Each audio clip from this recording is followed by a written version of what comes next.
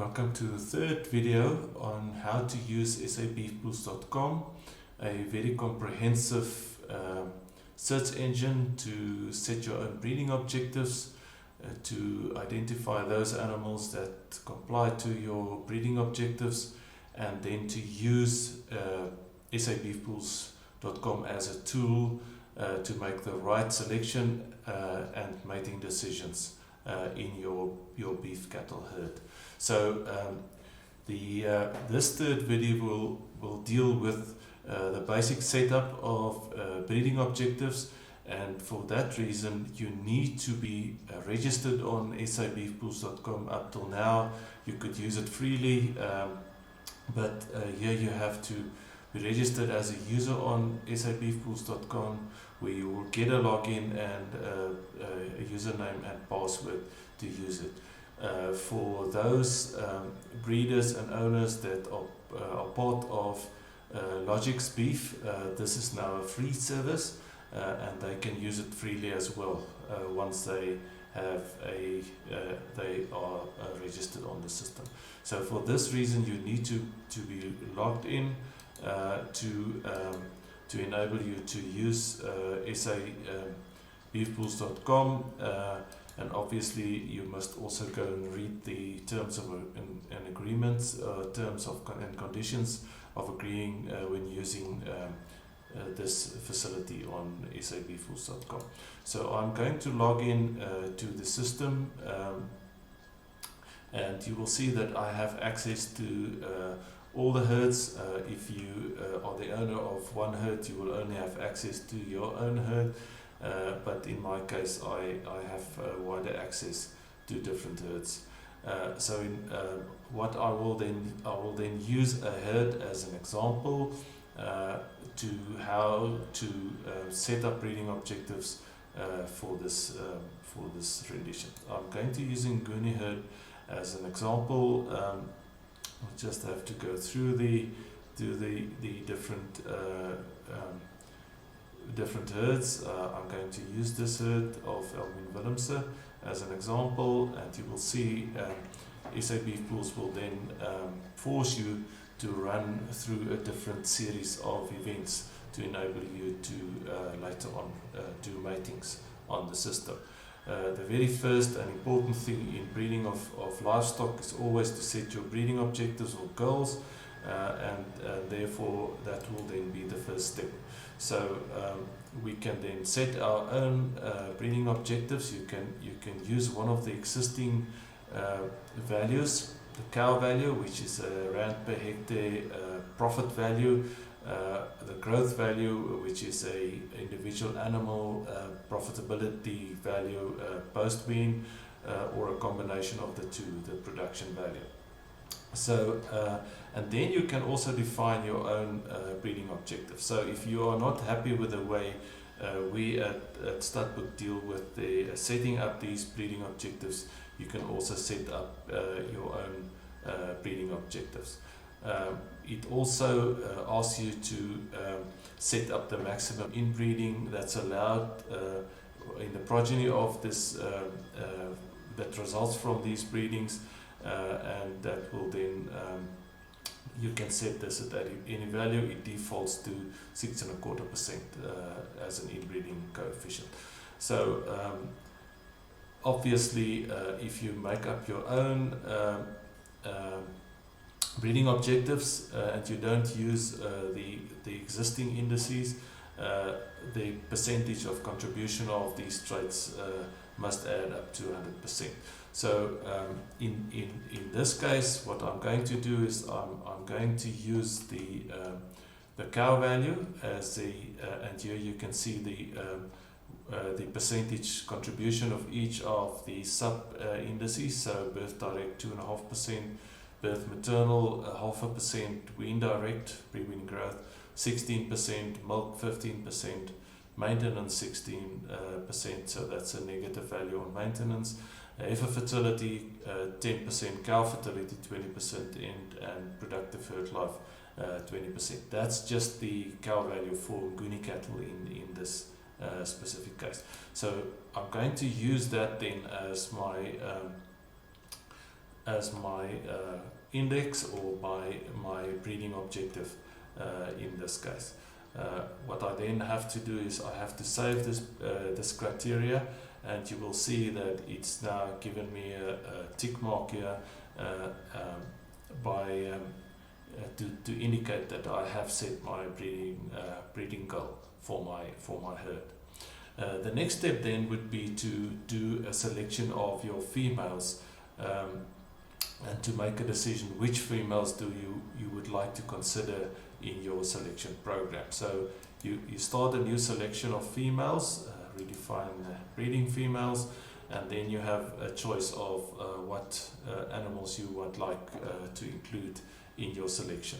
So let's just, for the sake of an exercise, use all the active heifers in this specific herd, and then you can also set additional conditions as to these heifers, to say, look, it's heifers in the herd, but I don't want to select the very young ones, so the birth year must at least be less than, let's say,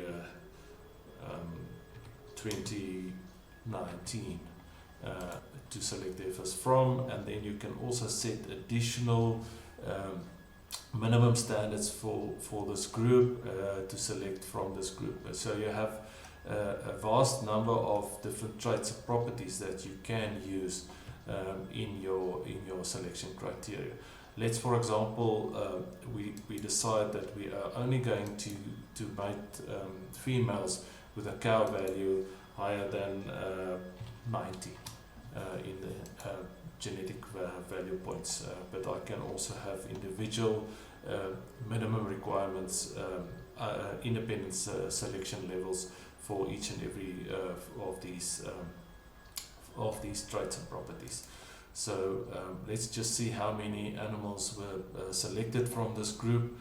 You will see there are 1, 2, 3, 4, 5, 6 3-year-olds, a number of 2-year-olds, and a few 1-year-olds being selected from this list.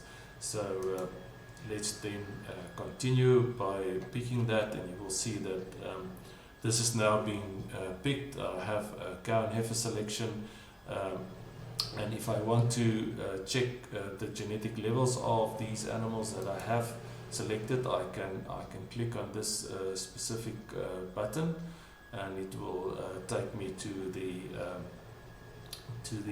different genetic values. So for 76 active heifers, this would be your genetic values.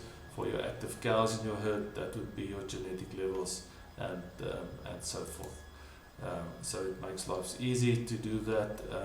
And then also for the selected females, I think that's maybe of more importance to see whether that we have picked the females according to our minimum criteria. If we were to set the maintenance value, obviously we would have picked less females that also comply to the maintenance value. Good. So the next step obviously would be then to pick bulls to mate to these females and to get to an optimal mating in this case. So we start a new selection of bulls, and we obviously have to redefine. We haven't had a previous selection of bulls. You can individually search bulls, so if you have bulls that's available on a sale, for example, you can put the sale bulls in here. But what we will do now, as an example, we will do a group search, and then you have a choice to search bulls from the herd itself and or the whole breed. So I will use both examples. I can also use the same breeding objectives. Our breeding objective in this case was the cow value. But you can also set any other search criteria for this, or you can also use independent culling levels to say, yes, obviously our breeding objective is the cow value, but we at least would only like to look for bulls with a fertility value of, let's say, more than 105, or whatever the case might be. So you can use any of these criteria then in your bull selection. If we then search and see if there are any bulls in this herd that comply to our requirements, you will see there's some bulls that one can use. In terms of our breeding objectives, you can see this specific bull is 18 index points better than our breeding objective, and that one is 14 index pointers, and so forth. Just for the exercise, let's just pick 2 bulls on this list. Can be any. We add those bulls to our list. You will see that at this stage currently we have 2 bulls selected. But we can also add some more bulls if we like,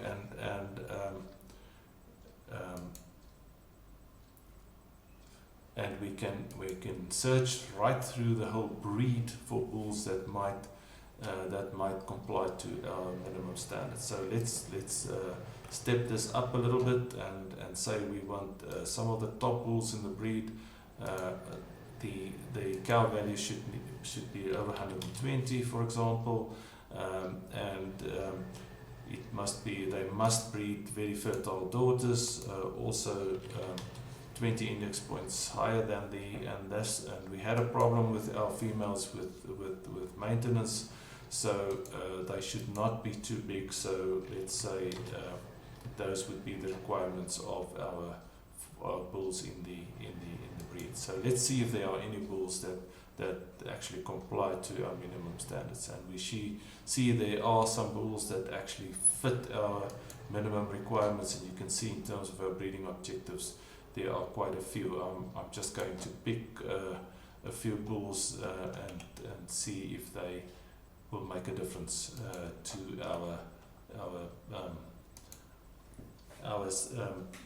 herds genetic level. So obviously now we have picked 5 bulls. Remember, we had 2 bulls from the herd and 3 others, and then you can actually check whether these bulls comply to your breeding objectives, and you will see this on the left hand side is our 45 selected females from the herd and their genetic merit.